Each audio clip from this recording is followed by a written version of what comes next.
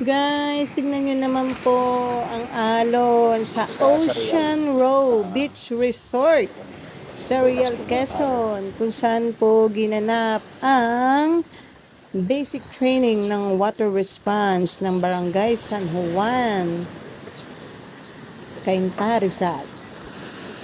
Ang ganda po ng sunrise at napakaalon po. So maaga pong kinuna. Ano ba yan? Para naman akong Tia Deli. Baguhin ka, matutina naman.